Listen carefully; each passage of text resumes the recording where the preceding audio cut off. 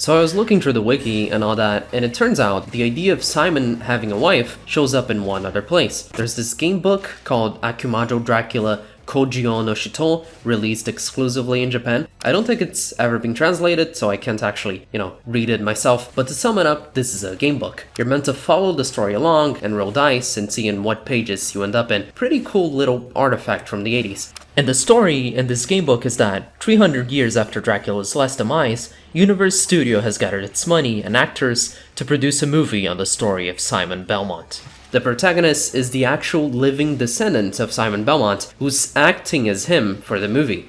And during the movie's production, things go wrong. Dracula is actually unleashed for real, and thus the protagonist has to take on the role of his ancestor and protect humanity. So this game book's a spin on Castlevania 1, an even more obvious parody of the movies of Universal Pictures. They take that idea of Castlevania 1 being just a cool action movie and run with it, which sounds really damn cool, and I think it's a shame that this is not translated. I wish I could play this thing for myself. From what I get, it's very similar to Castlevania 1, but in book form, and with added characters and monsters, and even some different paths and quests through the castle, but alas. The main reason I'm mentioning this is because, actually, this book adds a love interest for Simon. Her name is Mina, in a very clear reference to Mina Harker from the Dracula novel. She's played by the actress Lucy Lane, who actually gets captured at the start of the story and has to be saved by the protagonist. This is very much a Haunted Castle situation, with Selena getting captured and all that. While both Haunted Castle and this game book were released in 1987, I think it'd be a bit of a stretch to say they were connected story-wise. It's pretty likely a coincidence that they both had damsels in distress, since that is a common trope in vampire stories. But interesting, nonetheless. There's one other media I'm aware of that adds a love interest for Simon, but I'm saving that for later. Anyways, this book is obviously not canon, but technically neither are the games I'll be talking about in this video. Picking up where we left off, there's still two titles that tell the story of Simon's battle in 1691. These are Super Castlevania IV, released in 1991 for the Super Nintendo, and Akumajo Dracula, released in 1993 for the Sharp X 68000, exclusively in Japan. This one is better known for its 2001 re-release Castlevania Chronicles for the PlayStation 1.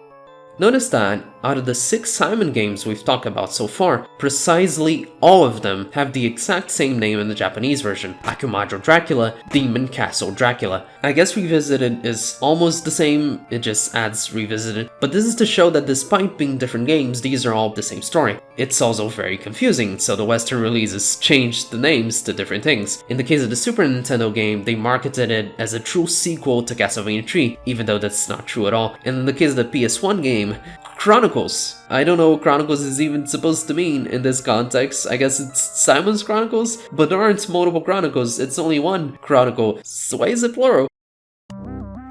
Unlike the previous Simon games, which were neatly lined together in the late 80s, CV4 and Chronicles are both from the early 90s. Vampire Killer and Haunted Castle were just different visions of what Castlevania could be, little experiments to take the formula in other directions. But in the case of CV4 and Chronicles, they're more like soft reboots, both of them at the same time, far enough from the original game to feel not like anomalies, but actual attempts at modernizing the series and making it into something more new and exciting. And what's really interesting is that these two go in completely different directions. They have totally distinct perceptions of what Castlevania should be, and that's why I saved them for a separate video. I think analyzing them side by side and determining the impact they had on the series' future might be a cool little effort.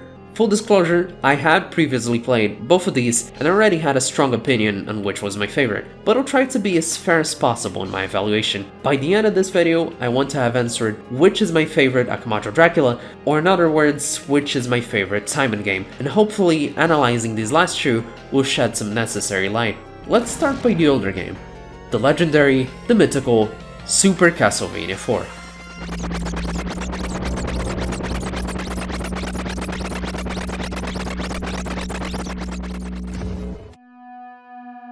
At the time, this must have been the greatest opening to any video game yet.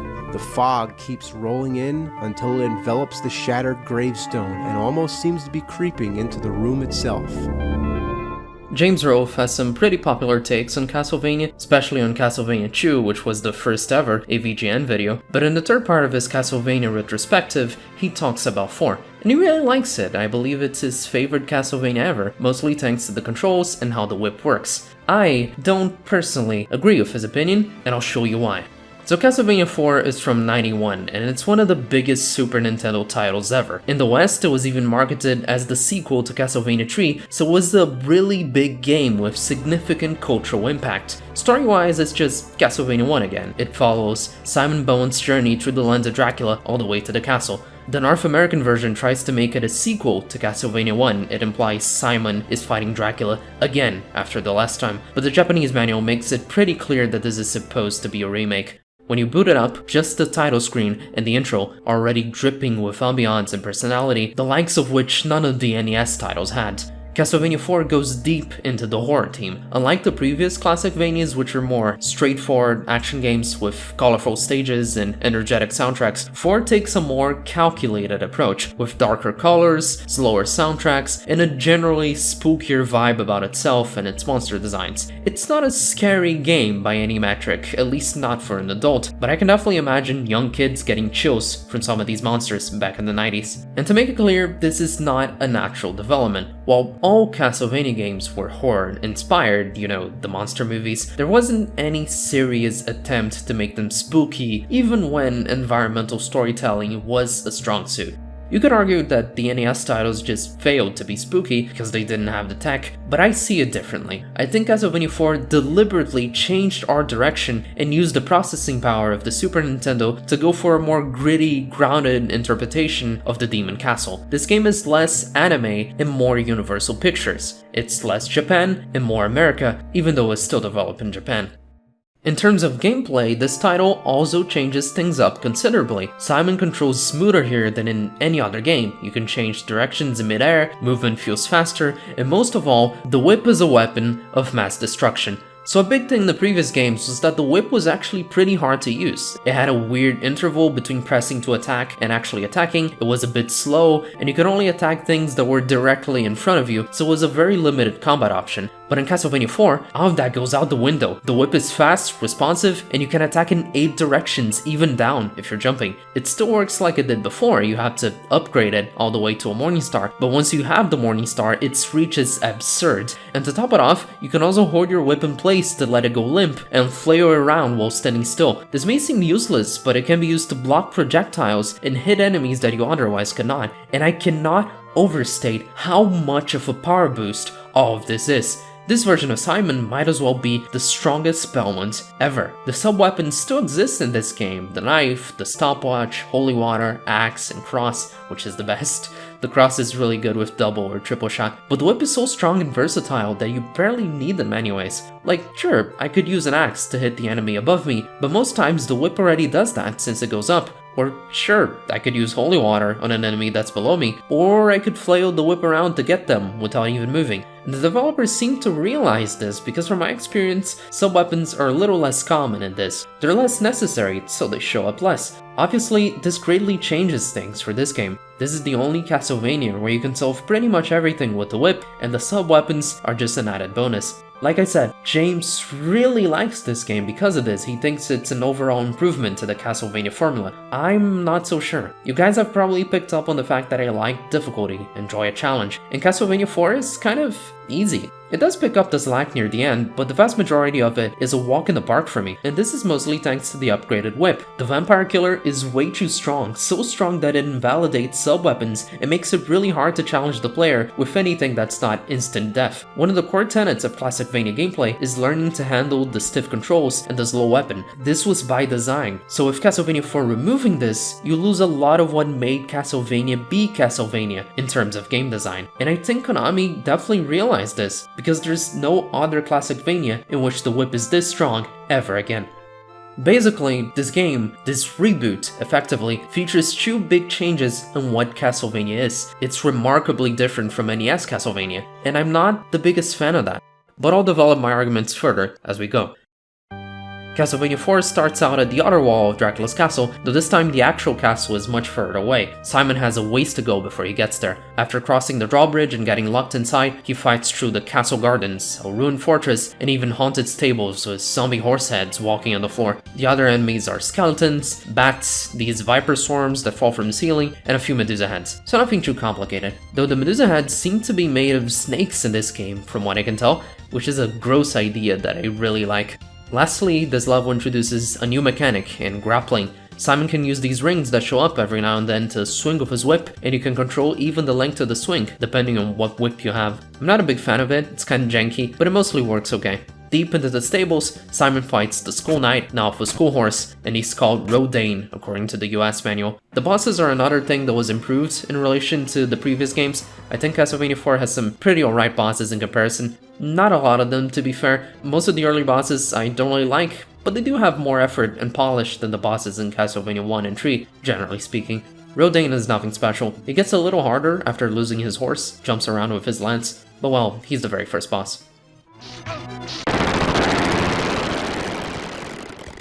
As you can see, this game has a world map like CV3 and looks pretty cool. Stage 2 happens in the forest that was visible in the background before, with spiders, zombies, and foliage creatures, and even a small cave section.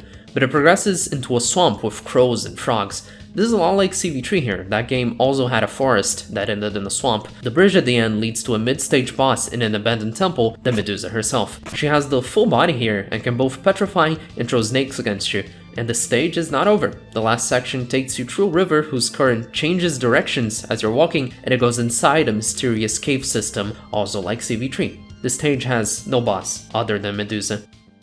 So here's a big thing in Castlevania IV that you can really notice. The environmental storytelling is a big part of it, and every stage features more than one very visually distinct area. This was also a thing in Castlevania 1 and 3. Those games also split their stages in different areas. Before it takes it up to extremes, it is impressive how much effort they put into designing these places with so much variety. Let's look at stage 3 for example. It starts out completely underground, in damp, dripping caverns. The music here is calm and subtle, very ambient, which you would not find in the NES games. As Simon fights through rock columns and bone pillars, he exits by a huge lake and climbs up a waterfall, swinging and jumping. The music builds up here, it's got harder, deeper beats, and eventually he enters the sunken underground ruins of some old civilization, possibly Greek from the architecture. This also aligns with CV3, and the music reaches its peak here. It's the most energetic it gets. Evading floating eyeballs and bone dragons, he fully explores this place to be met by the water dragons, again from CV3, though in that game they show up in the aqueduct stage, not in the ruins proper. And then you have the boss music, of course, really epic, complementing both the rising tension and the literal rising through Simon's climb. This game is just beautiful in its world design, chef's kiss. The boss is kinda tough because it moves really erratically, and it's hard to evade its shotgun breath, but it's doable if you don't get too scared. Anyways, we finally climb out of these caverns and enter an abandoned keep, really close to the castle now, but the stage is filled to the brim with traps. And they really go crazy in this game. The starting area has some dangerous jumping through these platforms that spin when you step on them. It ends in a mini-boss, the Death Breath Head, known as Puezo in the international releases. If you read that backwards, it spells out licks you up, which it does. It's a floating spectral skull with tongue. It also breaks the ceiling, I think. The following section is a spinning room where you have to grapple to survive, and then the one after that is like another spinning room where like inside a barrel. It doesn't do anything other than tanking your frame rate, but it looks cool. And finally, you need to get through a tower without being crushed by moving blocks to then beat the big stone, the king of the stone golems, named Coronat in the international version, which spelled backwards is ton of rock. Haha, funny. This is why nobody likes Americans. But yeah, crazy stage, Jesus. Not that hard, but you do need to get the swinging down, which was tricky for me at first. The golem is the least of your worries, he even gets smaller as you beat it. By the way, look at his death animation real quick.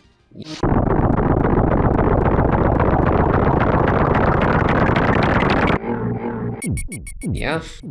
That just happened. The castle courtyard is a quickie. The forest is pretty straightforward, though it does introduce the fleamen with their Japanese designs from Akumajo Densetsu, so they look more like frogs than hunchbacks. The entrance to the main halls is a bit reminiscent of the one in CV1. There's no boss for this stage. The main halls then are where the game begins to pick up the slack. It gets kinda tough from here on out. There's zombies, dogs, the statues, no epic music unfortunately, which makes me a bit sad. I'm always hoping for a vampire killer when I get here. The session after that has you climbing swinging chandeliers, which is a great set piece, but why the hell are they so big? Who lights these? The upper halls are made of green bricks, another nod to CV3, but they feature ghosts and ectoplasms. What? The final area leads into a dancing hall with dancing ghosts, and that's where we fight for the boss. This one's pretty unique, the dancing specters. They spin around and throw swords at you and make the room spin. They're short and easy, but I like the visuals. You can absolutely tell the developers were really flexing with all this crazy technology. The middle portion of the castle is occupied by a library with animated armor, ghosts, flying books, and gargoyles. I hate gargoyles. Even so, I think this is the first stage I really like from a gameplay standpoint. I think it's fun. Look at this carpet creature trying to make me hit the spikes. Little goober. The second half is more of a personal collection of Dracula with paintings and all that, and the boss is the Iron Crusher, known as Sir Gracchus in the West. This dude's in armor on display, but he comes to life. Throws his axe, makes fire waves, and the axe eventually breaks, but he pulls out a sword. It's pretty cool, but nothing we haven't seen. The design reminds me a bit of Crazy Armor. The floor then breaks open and drops Simon into the dungeons, a lot like CV1. I consider this the second hardest level in the game, mostly because it has a lot of spikes. It's pretty creepy, with tense music, skulls in the background, and pools of blood all around. In the Western version, they changed it to acid, but I'm playing the patched Japanese version, which is much more metal. The dungeons lead into more cavernous territory, with even disappearing blocks, and at the end, you discover Frankenstein's underground laboratory. This reminds me a bit of House of Dracula. In that movie, the creature is hidden underground. In this game, he's rather easy. He attacks throwing fire potions, and he has one that makes a clone of himself. It's an interesting take, but not very impressive. And finally, we reach the treasure room, stage 9.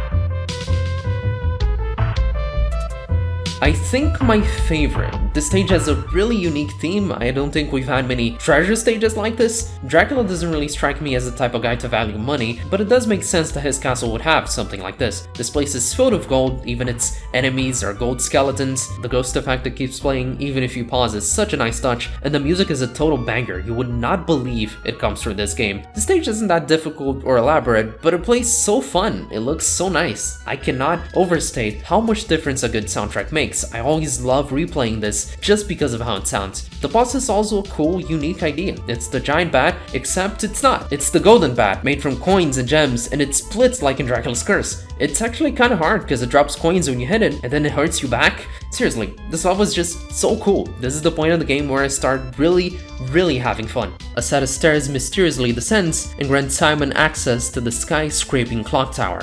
Dracula's close. The jingle on the map screen makes it clear that it's about to get really serious.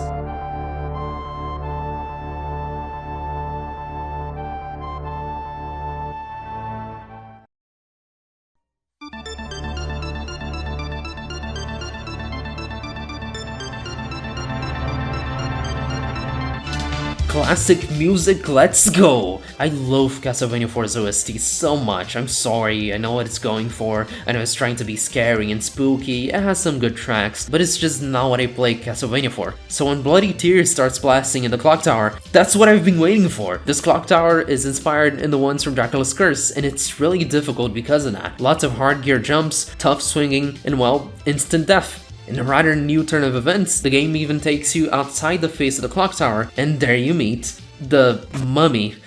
Really? Clock towers are generally associated with Dracula or death. Haunted Castle had a creature there, which also makes some sense since he is associated with technology. The mummy is a really weird pick in comparison. I believe this is also the first time the mummy has been a single boss instead of two, but it's still hard. It shifts around the arena, becoming bandages, and shoots barrages at you, which makes it pretty hard to get close to, but Cross is a very good solution if you have that. Ahead of us lies the final stage, Dracula's Tower. This is one of the longest, and I think the toughest in the game, as it's home to both Dracula and Death, plus their many minions. It opens with Vampire Killer, the music track, and the final bridge amongst ruined towers, which collapses as you sprint across. Thankfully the bats can't reach you if you don't stop, unlike Haunted Castle. The tower itself is pure desperation, because there's a buzzsaw climbing from the bottom of the screen, and you cannot stop going up if you want to survive, even as the stairways fall below you. The floating blocks at the end are especially difficult because they take you up into ceiling spikes, but at least you have Trevor's team from Castlevania III to keep you company. It took me quite a few tries to get through this, even though I'd already beaten the game before, but once you do, you still have to deal with a gauntlet of the Count's final guards. Slogra is some sort of undead dinosaur creature which Hector had previously fought. It has a spear that shoots fireballs, but it loses that for the second phase and starts using its claws, which are actually way more dangerous because it dashes at you to strike. I always die a ton of times to Slogra. Gaibon follows. This one also shows up in Curse of Darkness, and it's a flying demon spitting fire. He's not as hard as Slogra, I find, though his second phase is pretty aggressive and scary. These two, Slogra and Gaibon, kinda serve as Death's lieutenants in this game, and appropriately, they're pretty cool bosses, some of my favorites in Castlevania IV. But of course, after them, only one remains. The very top of this tower has you fight the ghostly apparition of Death, who is fucking hard. Seriously, I'm so glad there's a continue point in this room. I died so many times on my first playthrough. This is one of the more complex death fights in early Castlevania. A lot of different moves, a lot of health, but unlike Death in CV1 and CV3, this variation is actually decently fair. All of his attacks are pretty dodgeable if you're paying attention, you can block them with the whip even, and there's no second form. So after you get it all down, he disintegrates into scythes.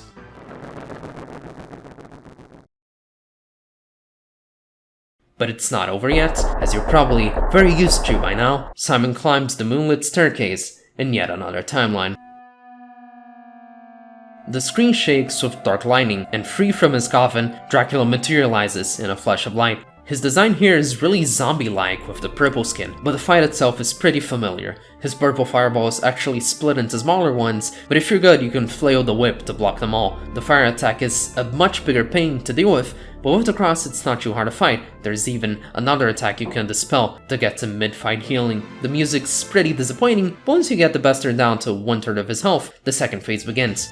Simon's personal team is a good choice to end this game on. Dracula's face becomes skeletal, and as lightning crackles from the ceiling, Simon protects the fate of humanity.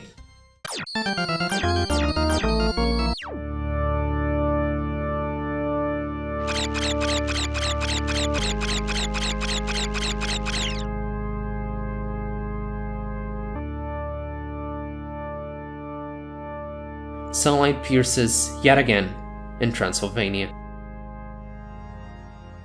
So to summarize my opinion on this game, Super Castlevania IV is really conflicting for me. I think it ends on a high note, with a really good set of final bosses and final stages, though I do wish Dracula and Death had gotten second forms. But most of the game for me, no matter how many times I replay it, always leaves this bitter taste in my mouth. I don't think it's bad, but it's not the best. Like I said, Castlevania IV mostly goes for a more grounded and gritty and horror-themed direction, visible in its slower soundtrack and more washed-out color scheme. The game is pretty, sure, but doesn't stick out as much as the NES titles. This is actually a recurring issue for me with the Super Nintendo. I think the NES had generally better looking games than the SNES because they use color in a more stylized fashion. This is also why I love the Sonic series, for example, because it's 16-bit, but it uses colors like it's 8-bit instead, and it's just great because of that. So yeah, I'm just not a fan of the art direction Castlevania IV went in. This also applies for the gameplay. The whip is broken in this game, there's no way around it. The stages are really easy, except for the ones that have lots of pits or spikes in them. The very level design in 4 feels really uninspired a lot of the time, and I think it's probably because they couldn't figure out how to design with the broken whip in mind. Again, it's very telling that Konami never made a whip this strong ever again. Do I like Super Castlevania IV? Sure, I do. It's still a well-made game, but the only parts I really enjoy come toward the end, and it's no coincidence that that's when they start using the actual traditional Castlevania soundtracks. This is just not a game that I look forward to replaying, because I think the start of it really drags and is not that fun. The amount of environments you go through is incredible, but I don't have much fun playing through a lot of them. This game, to me, is spectacle and size over substance, and the spectacle isn't good enough to justify it. I'm glad people like James enjoy Castlevania IV. I'm sure a lot of people have it as their favorite. After all, there's no other Castlevania game like this, so it's natural that a lot of people gravitate toward it and wish the series had followed its direction. But that's not my case at all. To me, Castlevania is all about stiff controls, banger music, and a crazy blend of anime and monster flick. Chronicles, as we'll see now, goes more along this line. So like I said, Akumajo Dracula was originally released in '93 for the Sharpak 68000, a very obscure computer exclusive to Japan. Like Castlevania IV, it had an aura of remake or reboot to it, but the West only got to see it a decade later in 2001 in the form of Chronicles for the PlayStation. Chronicles comes packaged with two versions of the game, Original, which is, well, original, and Arrange, which features small graphical improvements, new sound, a redesign for Simon, and no knockback when you get hit, which makes the game significantly easier, but still hard, don't get me wrong. Arrange mode also has difficulty options, which can slightly alter the enemy placement. For this video, I chose to play Arrange mode on normal difficulty. The cinematic of Dracula's revival I've been showing is actually from this game, Chronicles specifically. It's a good addition, I think, but the original version has its own pixel animation, which just has more charm for me. PS1 CGI has really not aged that well. The actual game begins with red-headed Simon here walking up straight to Dracula's front door, whip in hand.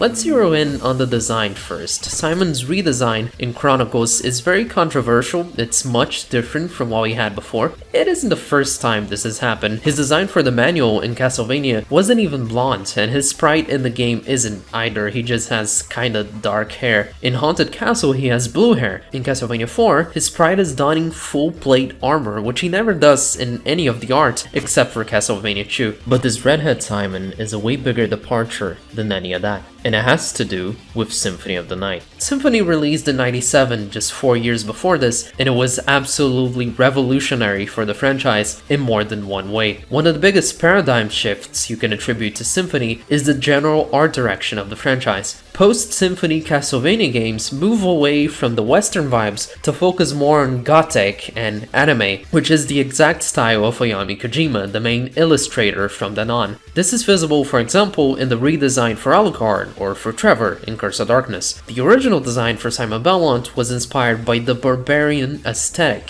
very Western, but that didn't click anymore with the brand. So when Chronicles released in 2001, in a completely different environment from all the previous Simon games, Konami probably wanted to keep things coherent. So Kojima was asked to redraw Simon with her own personal touch. And what we got from that was this ginger shonen twink. I'm making fun of it, but I actually don't mind it that much. I like that Kojima kept the barbarian vibe in the clothing. I also don't mind the anime direction personally. The hair change does strike me as strange, like I'm pretty sure Simon was the only blonde Belmont other than Sonia, so I really see no reason to make him not blonde. But I'm fine with redhead too. It's down to personal preference in the end, but I always play Chronicles with the redesign.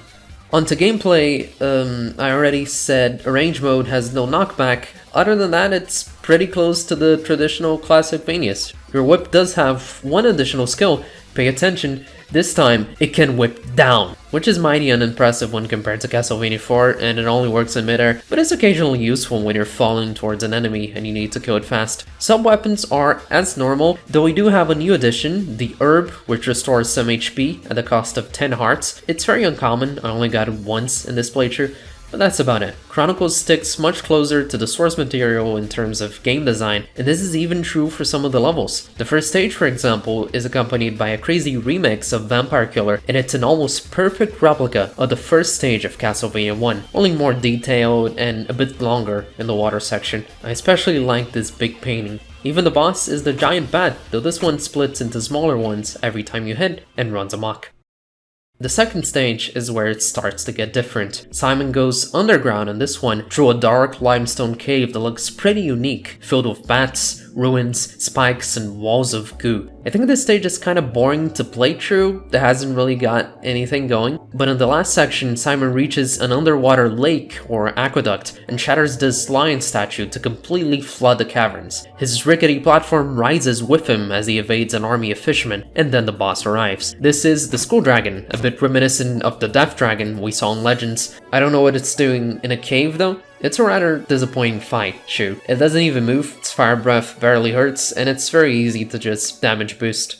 Regardless, these caverns rise into the castle courtyard, which I guess is after the entrance hall in this version of the castle. I like this area. It features the tree enemies from Haunted Castle, the falling fleamen, a fountain with living water, archer statues, and then a swamp amidst broken ruins. Like in TV3, the swamp leads into a cave that opens on its own, though this one is a crystal cave. That's really new. The only other crystal-themed area so far was the Crystal Castle in Belmont's Revenge, so this could be a partial manifestation of that place. Bit crazy though, this whole stage is like a roller coaster of themes. The cave has ice physics, it's hard to move around, and worms, Count Orlok from Nosferatu in the background. It's actually tough, and so is the boss. The wizard is a wizard. We fought a wizard before in Belmont's Revenge, in fact it was in the Crystal Castle too, so crystal seems to be the common theme for wizards here. In the case of this dude, or a gal, or whatever they are, rather than lightning magic, they get more varied spells like crystal pillars rising to crush you, lasers, and this weird summon with an energy breath. I like fighting this boss, but its teleporting can get very annoying, especially if you don't have any sub-weapons at hand.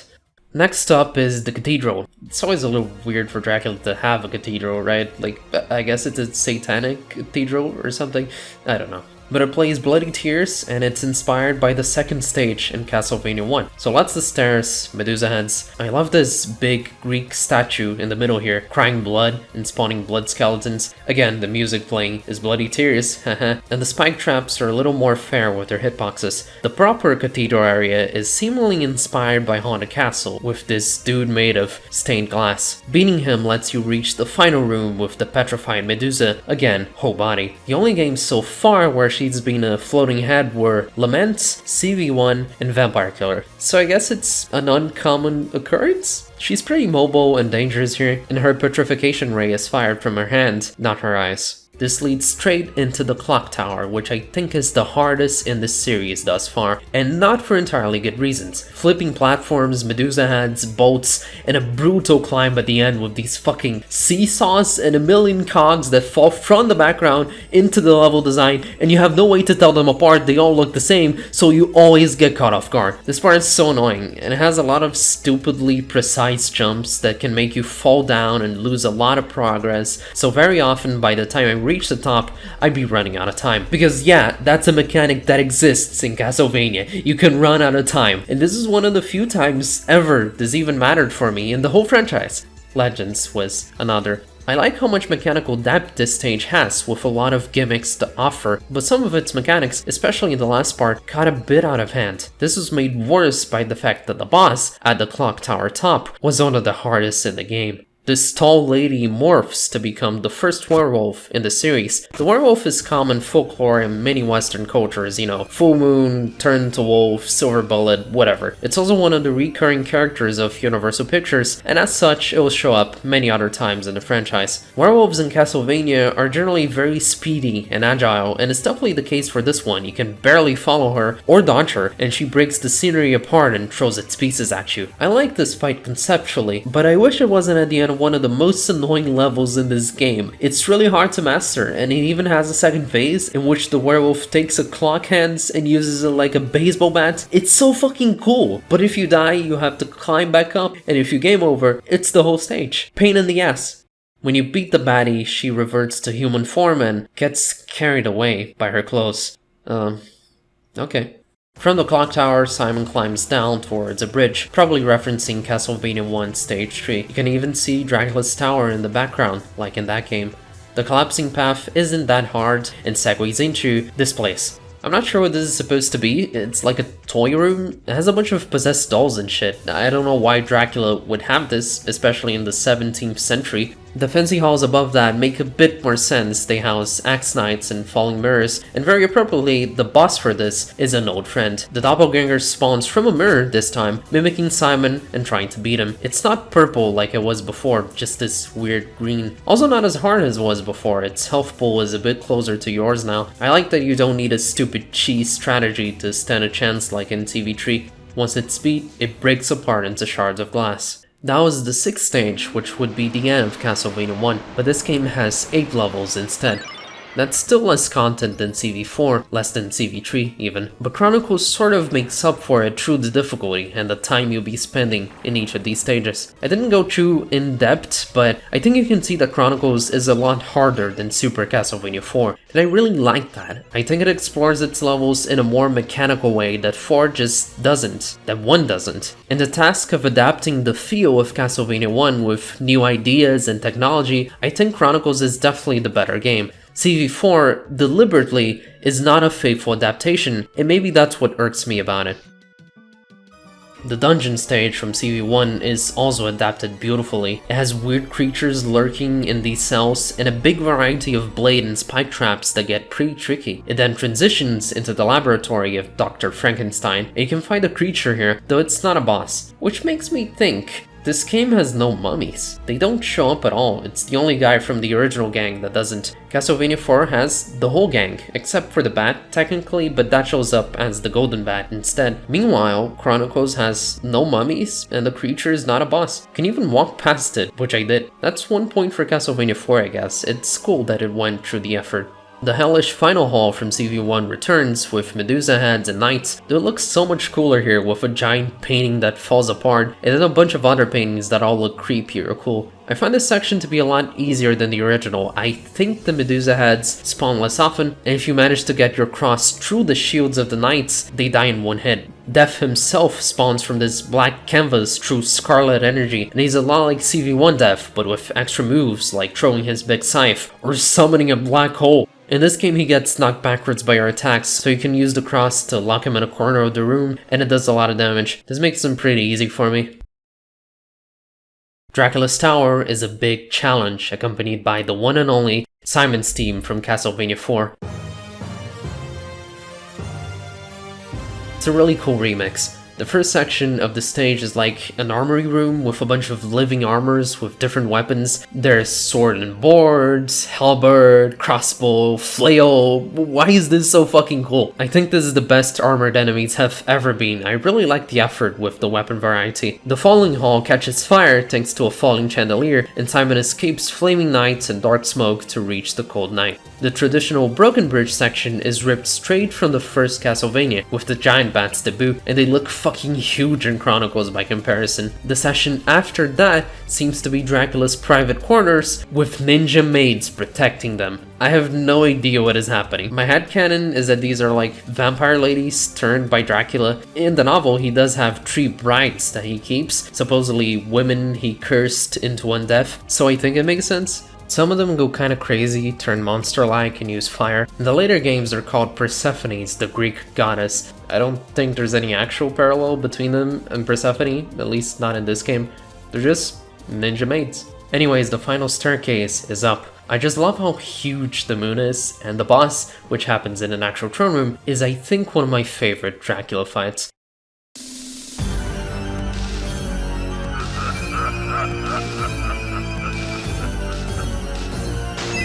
He starts off drinking from a glass of blood, which is all I speak, and then goes into the teleport and fireball pattern. I really like his design here. It's not skeletal like in other Simon games, but it's very beastly, as if Vlad has completely lost himself to evil. Even his cape looks like a bat wing. Getting his health down results in decapitation, which is also the case in CV1, but it wasn't this bloody, and the blood pouring from his open neck wound floats into the air and coalesces into his werebat form, now with lasers. I don't think it's as scary as Adventure Rebirth, but it's certainly better than CV1. This fight isn't that special mechanically, but it just feels fun to fight. It's like the fight in Castlevania 1, but improved in every way.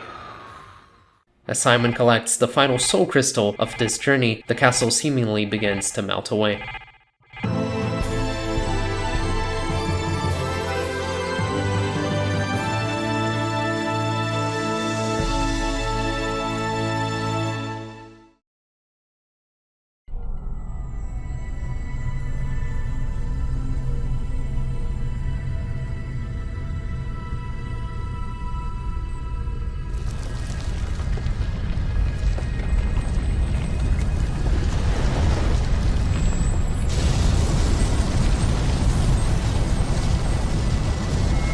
So that's Chronicles, and I think it's been very clear that in more than one way, it sticks to the traditional Classicvania formula. While it does bring a lot of new level teams and ideas to the mix, it stays very close to Castlevania 1 and even keeps most of its stages and bosses in one way or another. In that sense, Chronicles is more like a remake of Castlevania 1, while 4 is like a proper reboot, an entirely different journey that has few similarities in comparison. Chronicles also has good level design that I more consistently enjoy, with cool gimmicks and mechanics that never feel like they're just trying to be pretty or to show off. Same for the bosses. The werewolf is a personal favorite, even if her stage sucks. As I implied at the very beginning of this video, I like Chronicles a lot. It has much of what I enjoy in Castlevania at its core. But it's also a game I don't play that much, and I don't fully know why. I love Castlevania 1, for example. I like that it's a short game that's relatively easy when you get its tricks down. Chronicles isn't that. It's a bit longer and frustrating, especially the Clock Tower stage, which I despise. I love Castlevania 3 too. I think it's a really varied game with different paths and characters and such, and even if the end of it gets unfathomably hard, I've learned to put up with it. Chronicles doesn't have as much of that variety or replay value, and though its stages are cool, I find I don't enjoy them as much and kind of jumble them together in my head. The early ones especially are a bit forgettable, and again, the Clock Tower is bad. Chronicles, to me, feels a lot like Rondo of Blood, in that it was one of the more modern Classicvanias before Symphony, but then I think Rondo is better in every way. So I really don't see much reason to play Chronicles all that often. Chronicles is kind of like a lesser Rondo. That's not to say I don't like it, I just don't return to it very much. Maybe it's because I haven't played it that many times, like maybe I'll come to really enjoy Chronicles after more playthroughs, but that's my final judgment for now. Good, but I don't think it's the best at anything it does, and as such, there's a ton of other games that I would play before it in the franchise. So when I started the video, I was sort of biased in favor of Chronicles, but it turns out my evaluation on these two titles was actually a lot closer than I figured. They're both good games, but games I don't go back to very often. Super Castlevania IV is centered on the experience, the ambiance, even a bit of horror, and its gameplay changes cemented as an effectively different thing from the usual Classicvania. It's a reinterpretation of Castlevania 1, informed by other games in the series, but consciously choosing to do its own thing. Chronicles, meanwhile, sticks much truer to the Japanese origins of Castlevania. It's sillier, more anime, it's got more traditional controls, level design, and level teams, and for that I think I do enjoy it slightly more. Castlevania IV is beautiful as an art project. You can absolutely tell that the budget this game had was insane and they did miracles with it, but it's just not that fun for me. I like its visual storytelling a lot, it's one of its strongest parts, but that doesn't make up for half the game being boring. Chronicles doesn't have nearly as much visual polish or variety as CV4, but it has actual difficulty and challenging levels, and it's more so the line Konami went on with in terms of Classicvanias. Granted, there weren't that many Classicvanias after 93, unfortunately. It's a really interesting comparison to make anyways. These games are so different, they lack what each other has, and yet they're both born from the same original game and story. They just chose completely different ways of retelling it. Want to hear something funny? Castlevania 1, I think, is still better than both of these. I already alluded to that earlier, but it's true. Castlevania 1 is a bit of a comfort game for me. That's what I most enjoy about it. And while 4 does have that feeling a bit, it kind of drags. Chronicles is definitely not a comfort game. It's hard, so that's not something I play lightly. They're two games with lots of merit in their efforts to update the franchise, but in the end, I think the first game still had a spark of magic that they weren't fully able to replicate. If I had to put these Castlevania iterations on like a tier list, it looks something kinda like this. I don't know, I'm not too sure on the tiers, but the order looks alright. No matter how many games try to recapture its magic, Castlevania 1 still retains the top. I think that's about it. There's no new story discussions to be had in this video really. These games all change very little. I guess Castlevania IV is a bit more liberal about Dracula's reincarnation. It depicts him leaving the grave on his own. I don't know why Dracula would even have a grave in the first place though. While Chronicles is more lore accurate, depicting the ritual that brought him back. 4 expands Simon's journey a lot by making him start far outside the castle proper, while Chronicles is more aligned with CV1 and just adds 2 extra stages. But regardless, this is where we end the Marvel Multiverse. Simon's triumphant victory against Vlad Tepes. I'll be delving into the events shortly after that for the next time. Before I leave, there's 2 more things. First, you can pay me a salary now. I wasn't even thinking about making money with this yet, this channel is way too small for that. But last video, Mr. Cavazos here offered, so I figured I'd open a coffee. And here it is. If you can afford to send something, it would really help. I'm a college student, and it's obviously hard to do college while making videos, so I'd be really thankful, but obviously I'm not expecting much. Speaking of which, 100 subscribers. Yay! More importantly, last video I mentioned Castlevania Revamped, so I need to talk about this before signing off. There's a fan project called Simon's Destiny, which is a mod for Doom that completely modifies it to turn it into Castlevania 1. Like it's literally just Castlevania 1, but remade as a first-person action game. As original level design, it's not a carbon copy, but it's got 6 stages, and they're all heavily inspired by the Castlevania 1 stages, and it's got the bosses, and the whip, and the sub-weapons, and the enemies. It's fucking crazy good. Unreal how amazing this is. I've already beat it, but I don't want to talk about it here because it is just a fan project, not official, but it's one of the best fan projects ever. If you're a classic Doom fan, go play this right now. No, like right fucking now. It's in the description. Go download it. Go. Simon's Destiny is peak. Maybe I'll make a dedicated video for it in the future. Not that I have much to say on it, honestly. It's just good. Which is all it needs to be, I guess.